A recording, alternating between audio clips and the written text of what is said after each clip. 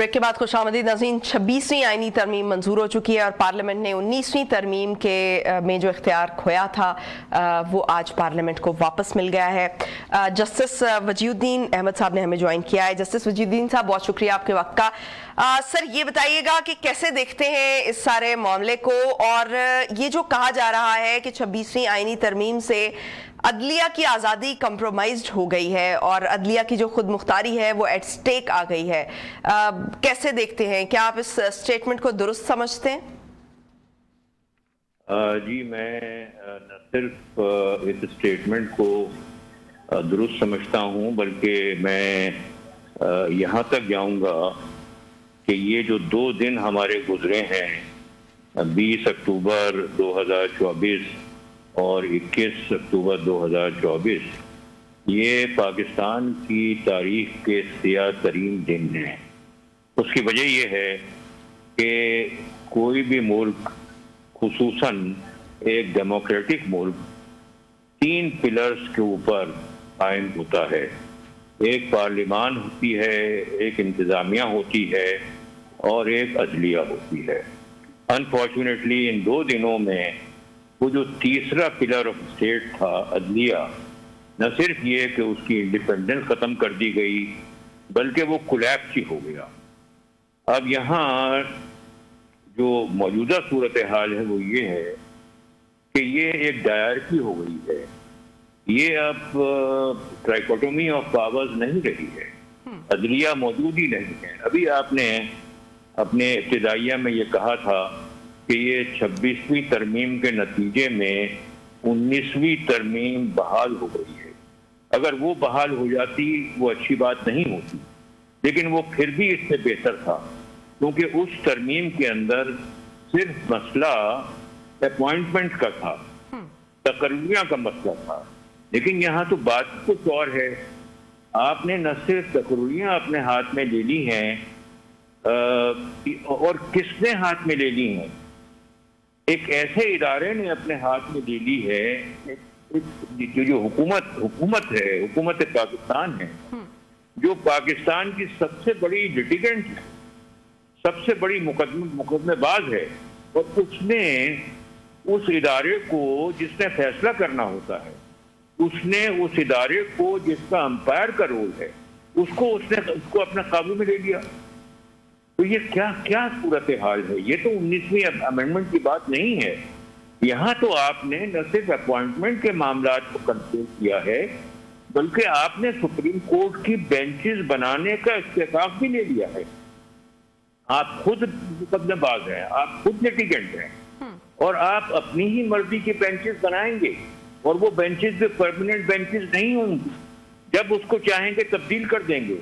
फिर न सिर्फ ये, जहां तक कि हाई कोर्ट का ताल्लुक है, वहां सूरत हाल ये है कि वहां पर जिस तरीके से ब्यूरोक्रेट्स की एनुअल कॉन्फिडेंशियल रिपोर्ट हुआ करती हैं, इसी तरीके से हाई कोर्ट के जजों की एनुअल असेसमेंट हुआ करेगी। और उसके बाद में अगर तो उनकी परफॉर्मेंस मुनासिब नहीं हुई, उनको टाइम दिया जाएगा। अगर फिर भी कुछ नहीं हो तो उनका मामला सुप्रीम जुडिशियल काउंसिल में जाएगा। अब इस तरह के लोग कभी इंडिपेंडेंटली फैसला कर सकते हैं? वो तो हमेशा हुकूमत के हक में फैसला करेंगे। अच्छा, दूसरा एक बहुत बड़ा मसला जो है वो ये है कि जबकि हाई कोर्ट में तो आपने ये डाल दिया कि उनका असेसमेंट हुआ करेगा, एनुअल असेसमेंट हुआ करेगा, सुप्रीम कोर्ट में आपने क्यों नहीं डाला? उसका जवाब दे सकती हैं आप? मैं जवाब देता हूं आप। उसकी वजह यह है कि सुप्रीम कोर्ट से आपने अल्टीमेटली और हतमी फैसले लेने हैं, और उन्होंने जो गलत काम करने हैं वो, क्योंकि आप मुल्क के सबसे बड़े मुकदमेबाज हैं, उन्होंने आपके हक में काम करने हैं। लिहाजा अगर आप उनको निकालेंगे जो कि आपके हक में फैसला दे रहे हैं, तो ये तो गलत बात हो जाएगी।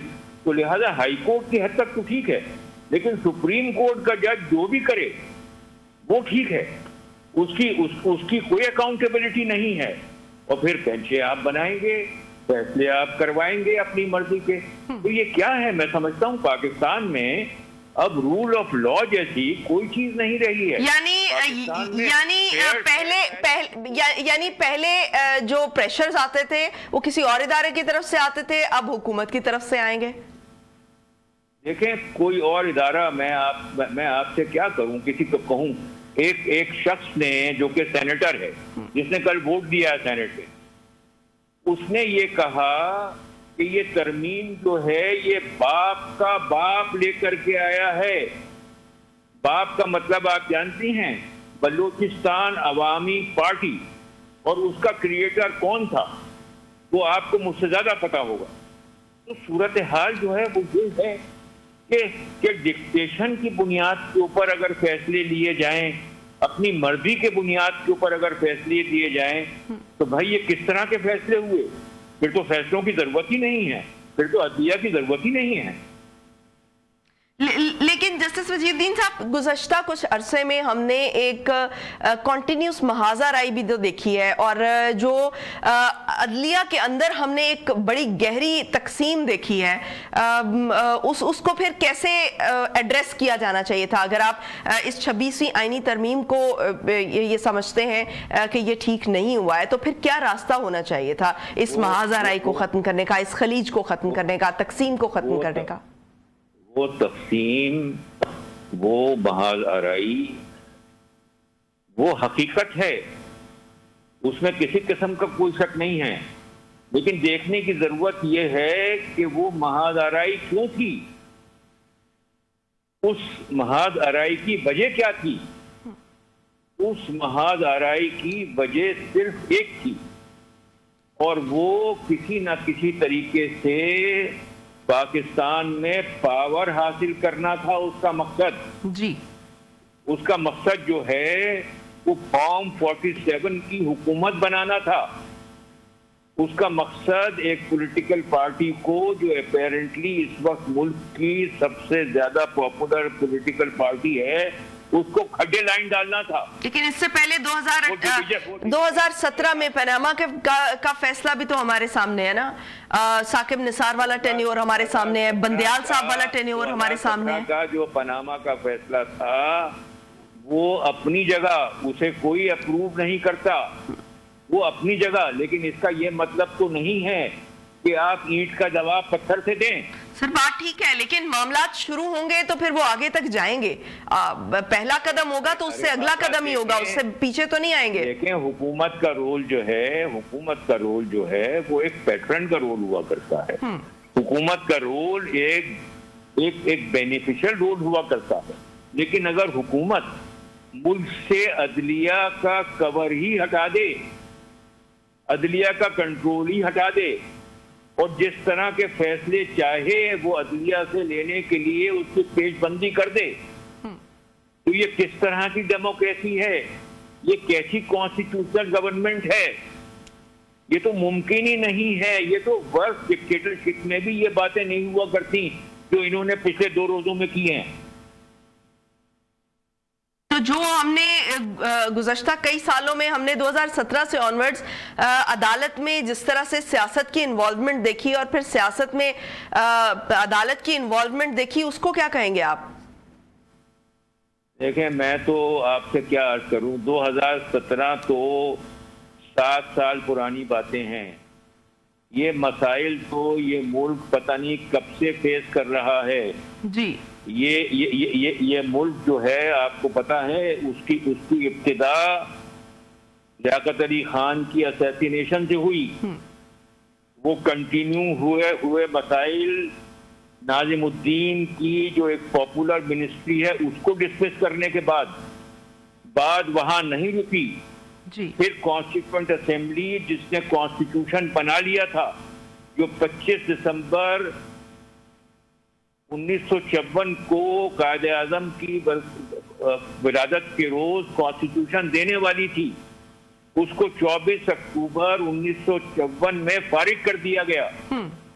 और फिर जैसा कि आपको पता है, सिंध चीफ कोर्ट ने उसको बहाल किया।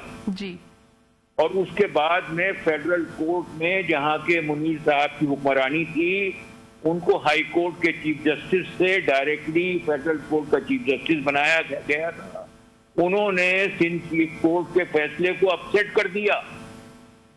और फिर उसके बाद में, जैसे आपको मालूम है, पाकिस्तान एक बड़ा रेजिलियंट मुल्क है, उसमें 1956 का आईन आया, लेकिन उसको भी नहीं चलने दिया गया। जी, 1958 में मार्शल लॉ आ गया जो 1969 तक रहा, और जिसको अदलिया की तरफ से ही नजरिया जरूरत के तहत जवाब दिया गया।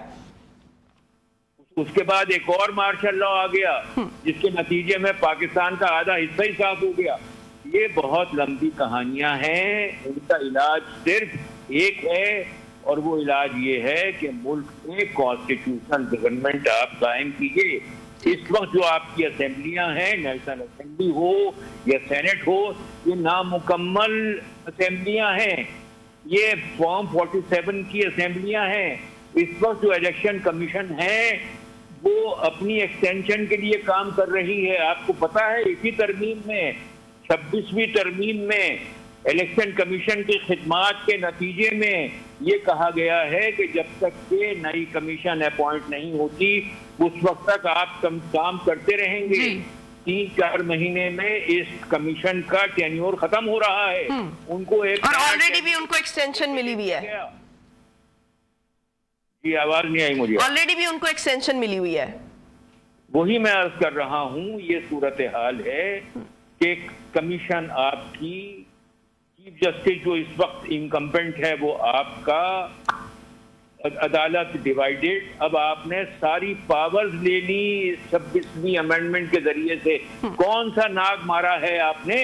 ठीक, आपने तो अदलिया के दांत तोड़ दिए, उसको टुथलेस कर दिया।